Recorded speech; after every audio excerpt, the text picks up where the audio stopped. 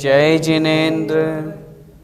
वंदितु सर्वसिद्धे ध्रुवममल मनोवमं गदिं पते वोच्छामि समय पाहुड मिणमो सुध केवली भणिदम। पंच परमेष्ठी भगवान की जय हो। समय जी महान ग्रंथादिराज का ज्ञानशाला में हम आश्रवाधिकार समझ रहे हैं।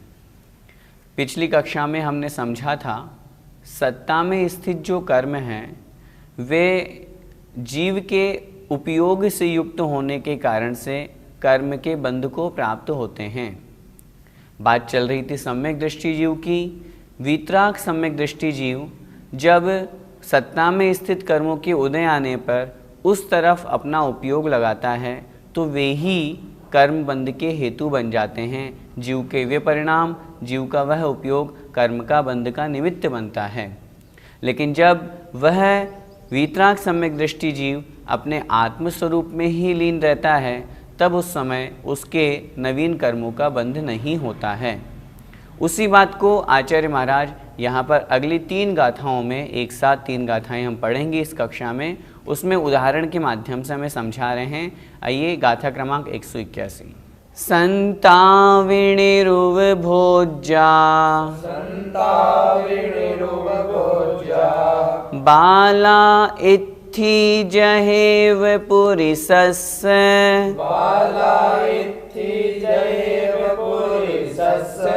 बंधदिते उव भोज्ये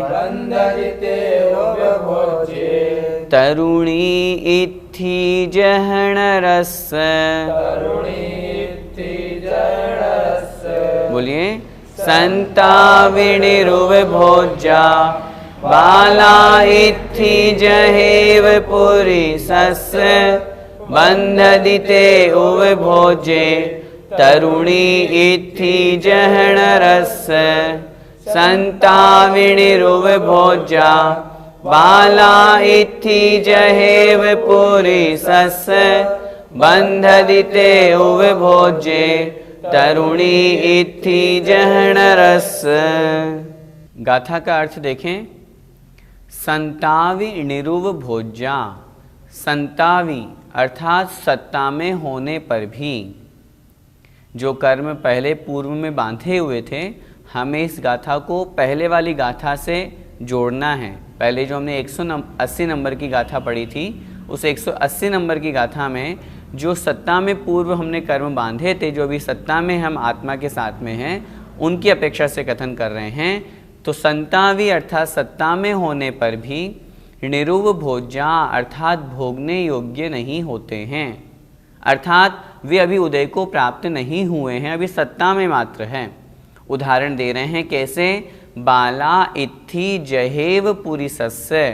बाला इत्थि अर्थात बाल स्त्री, बाल स्त्री अर्थात जो अभी बालिका है, कन्या रूप में है, छोटी उम्र की है, ऐसी कन्या, ऐसी स्त्री जहेव जिस प्रकार पुरिसस्य किसी पुरुष के लिए, जैसे कोई बाल स्त्री छोटी उम्र की कन्या किसी पुरुष के द्वारा भोगने योग्य नहीं होती है, उसी प्रकार जो कर्म अभी सत्ता में हैं, विपाक को प्राप्त, फल को प्राप्त नहीं हुए हैं, उदय को प्राप्त नहीं हुए हैं, इसलिए वे भोगने योग्य नहीं हैं। बंधदिते उपभोज्ये, बंधदी अर्थात बंध करते हैं, ते अर्थात वे ही कर्म, उपभोज्य अर्थात भोगने योग्य होने पर। लेकिन जब वे ही कर्म उदय को प्राप्त हो जाते हैं तो वे भोगने योग्य हो जाते हैं और नवीन कर्मों का बंध करते हैं। किस प्रकार। तरुणी इत्थि जहणरस्य। तरुणी अर्थात तरुणी स्त्री अर्थात रूप यौवन संपन्न से जो युवावस्था को प्राप्त हो चुकी हैं, ऐसी स्त्री, जह मतलब जिस प्रकार, नरस्य किसी मनुष्य के द्वारा, किसी मनुष्य के लिए, जिस प्रकार किसी मनुष्य के लिए वह युवावस्था को प्राप्त हुई युवती भोगने योग्य हो जाती है, उसी प्रकार जब वे कर्म विपाक समय को प्राप्त होते हैं, उदय काल को प्राप्त होते हैं, भोगने योग्य होते हैं, तब वे कर्म बंध के योग्य हो जाते हैं। एक बार फिर से हम इस गाथा को समझें। यहाँ पर आचार्य भगवान यह उदाहरण के माध्यम से कहना चाह रहे हैं कि जिस प्रकार छोटी उम्र की कन्या अभी कन्या हैं, लेकिन अभी वो छोटी उम्र की है, भोगने योग्य नहीं हैं, लेकिन जब वही कन्या तरुण अवस्था को प्राप्त हो जाती है, यौवनावस्था को प्राप्त हो जाती है, तो वही कन्या भोगने योग्य हो जाती है। उसी प्रकार जो कर्म अभी सत्ता में हैं वे बंध के कारण नहीं हैं, उनसे कर्मों का बंध नहीं होगा, लेकिन जब वे ही कर्म उदय को प्राप्त हो जाते हैं, भोगने योग्य काल को प्राप्त हो जाते हैं, तब वह जीव उन कर्मों को भोगता है। लेकिन वहाँ पर भी अगर वीतराग सम्यक दृष्टि की दृष्टि है तो वह यदि वहाँ पर राग द्वेष मोह आदि नहीं करता है तो नवीन कर्मों का बंध नहीं करता। गाथा का अर्थ फिर से देखें। संतावी अर्थात सत्ता में होने पर भी निर्वभोज्या अर्थात भोगने योग्य नहीं, उपभोज्या णिर अर्थात भोगने योग्य नहीं होता। बाला इत्थि जहेव पुरुषस्य, जहेव अर्थात जिस प्रकार पुरुषस्य किसी पुरुष के लिए बाला इत्थि निर्वभोज्या छोटी स्त्री छोटी कन्या भोगने योग्य नहीं होती है। बंधदिते उपभोज्य, लेकिन जब वही कर्म उपभोग के योग्य हो जाते हैं, भोगने योग्य हो जाते हैं, ते बंधती अर्थात वे कर्म बंध करते हैं, वह जीव फिर उन कर्मों का बंध करना प्रारंभ कर देता है। कैसे? जह नरस्य तरुणी इत्थि, जिस प्रकार किसी पुरुष के लिए किसी मनुष्य के लिए तरुणी इत्थि अर्थात यौवनावस्था से परिपूर्ण स्त्री भोगने योग्य हो जाती है, उसी प्रकार वे कर्म जब उदय काल को प्राप्त होते हैं तब उस जीव के द्वारा भोगने योग्य हो जाते हैं और नूतन नवीन कर्मों का बंध का निमित्त बन जाते हैं।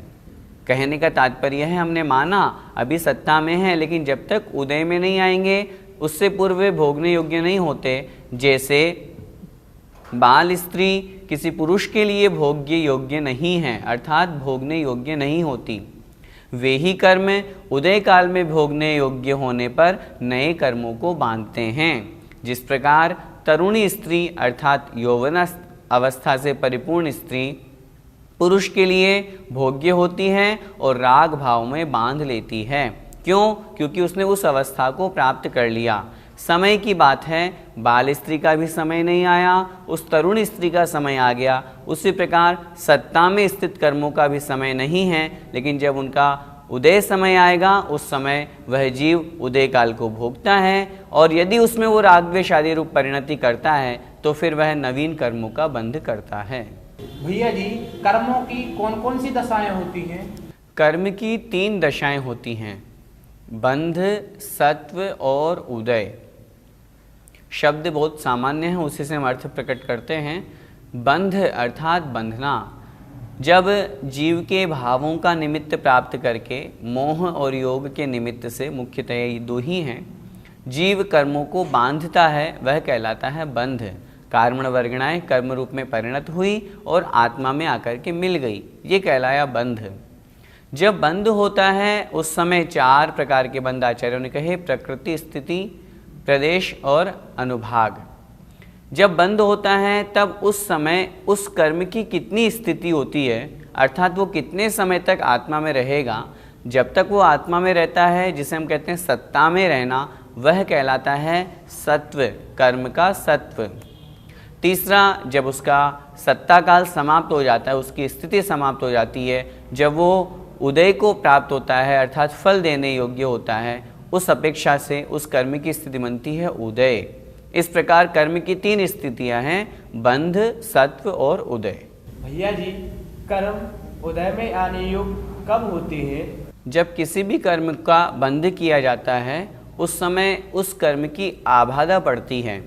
आबाधा का मतलब होता है कर्म के उदय में आने योग्य जो समय है उससे पूर्व का जो समय कहलाता है वह कहलाती है आबाधा। अंतः कोड़ा कोड़ी सागर की जिनकी स्थिति होती है, ऐसे कर्मों की आबाधा काल बढ़ता है अंतर मुहूर्त का। कर्म बांधा, अब अंतर मुहूर्त तक वो उदय में नहीं आएगा।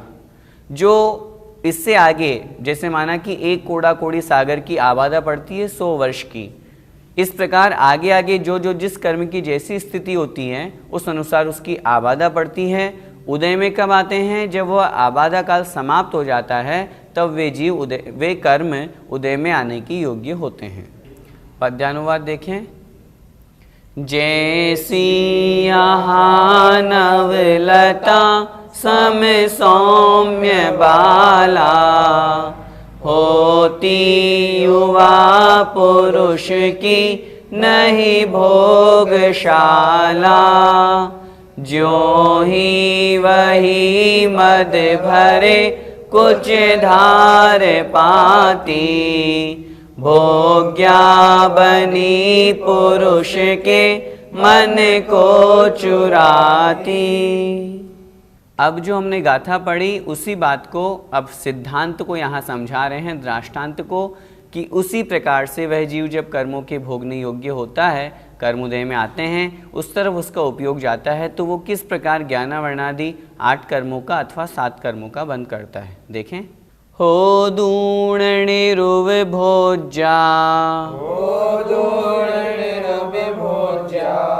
तह बंधदि जह हवंति उव भोज्या।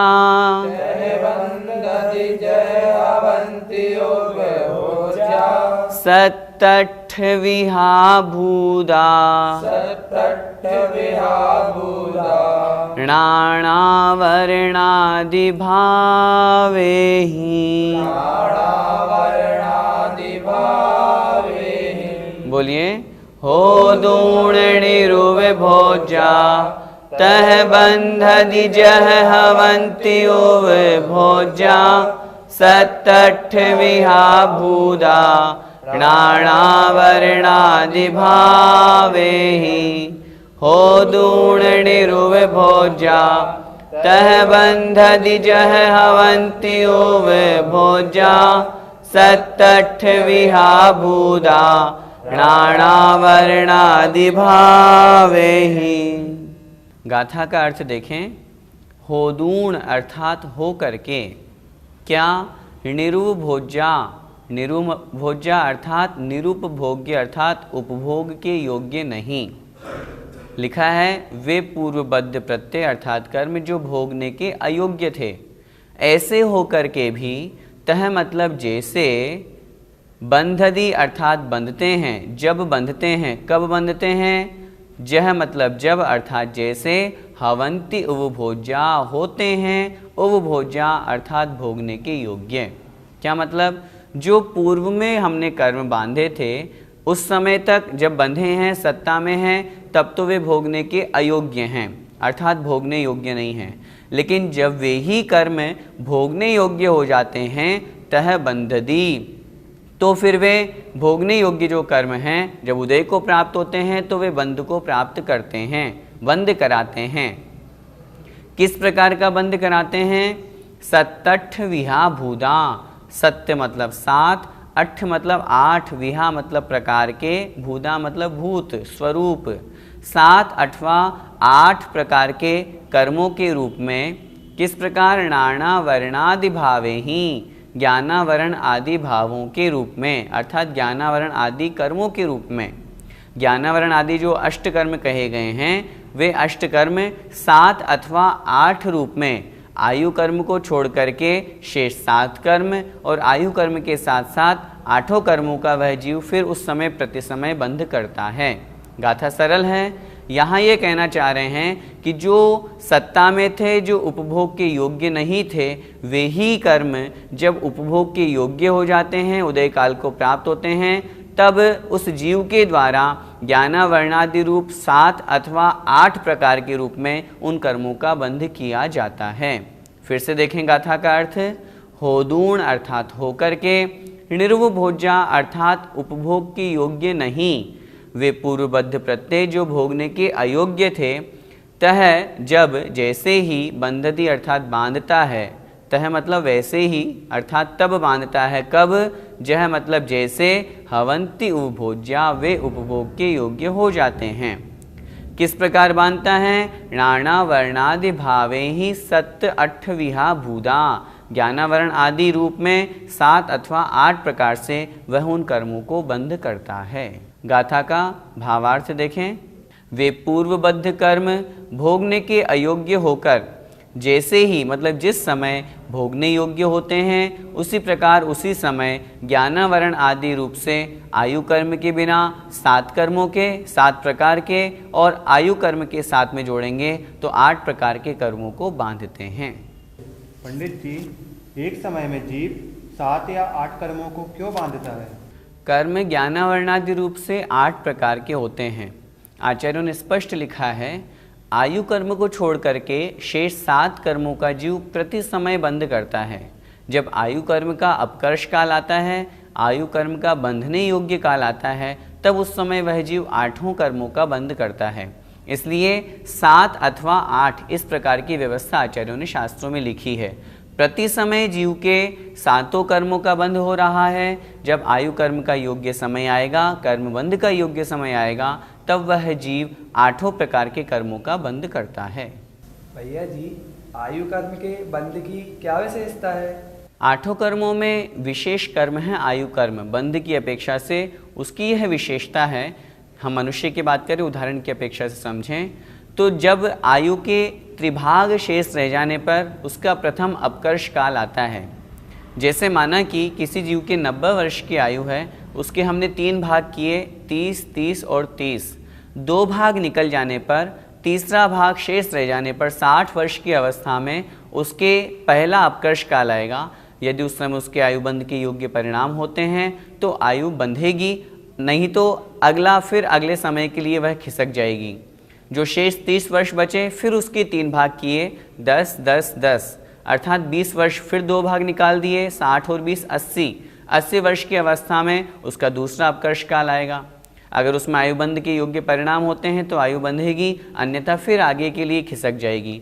इस तरह एक मनुष्य के जीवन में, मनुष्य पर्याय की हम बात कर रहे हैं, कुल 8 अपकर्ष काल आते हैं। उन 8 अपकर्ष कालों में वह जीव आयु कर्म को बांधता है।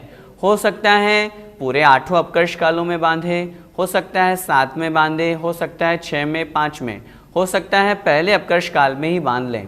एक विशेषता यह है कि जो पहले अपकर्ष काल में आयुबंध की है, अब नियम से अगले अपकर्ष कालों में यदि वह आयुबंध करेगा तो उसी आयु का बंध करेगा।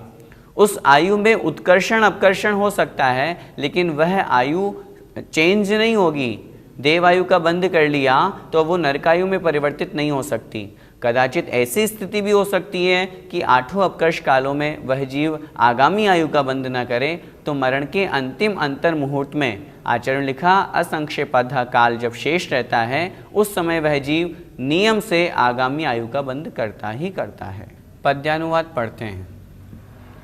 वे सुप्त गुप्त विधि भी नहीं भोग्य होते, आते यदा उदय में फिर भोग्य होते। रागादि जीव कृत भाव निमित्त पाते, सप्ताष्ट भेदमय कर्म तभी बनाते। अब आगे अगली गाथा में आचार्य भगवान सम्यक दृष्टि जीव की विशेषता बतला रहे हैं, किस कारण से वह सम्यक दृष्टि जीव अबंधक कहा गया है। देखें, एदेण कारणेण दु सम्मा दिट्ठि अबंध गो होदी, आसव भावा भावे,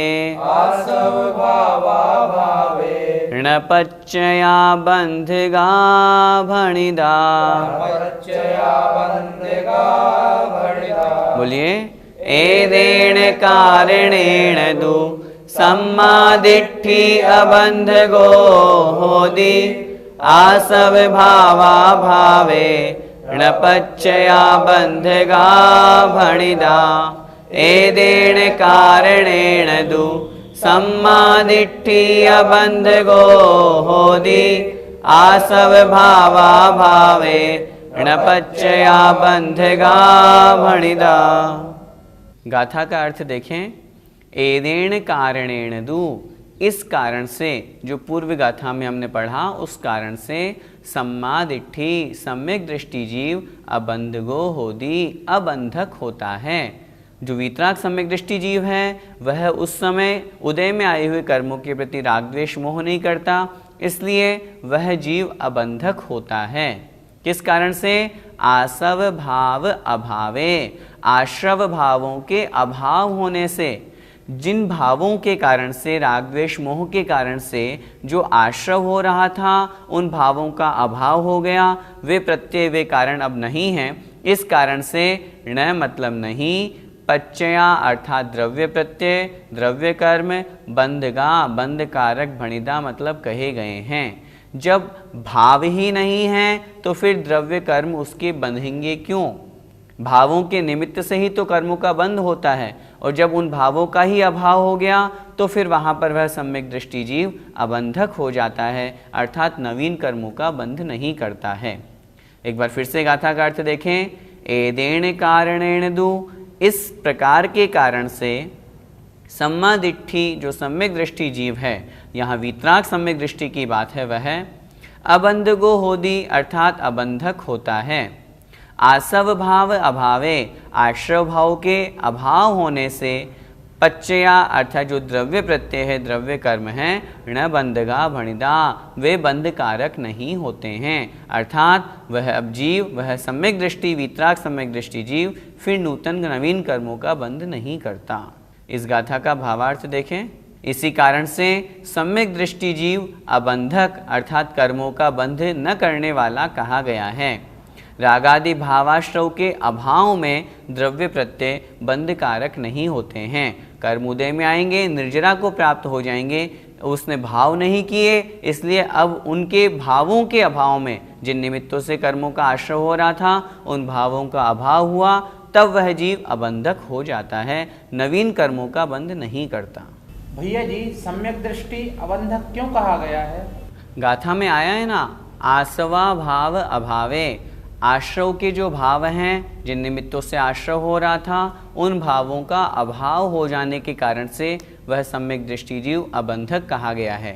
सम्यक दृष्टि से यहाँ तात्पर्य वीतराग सम्यक दृष्टि जीव की बात है, जो अपने आत्म स्वरूप में लीन है। वो मोह राग द्वेष उनका समाप्त हो गया, इसलिए अब वे अबंधक हैं। भैया जी, आज की इस गाथा से क्या निष्कर्ष निकलता है? आज की इस गाथा से यही निष्कर्ष निकलता है, कर्म का उदय जीव के साथ में प्रति समय लगा हुआ है। उदयागत कर्म के तदयोग्य रूप परिणाम नहीं होने पर हम नवीन कर्म बंध का या नवीन कर्म आश्रय नहीं करेंगे।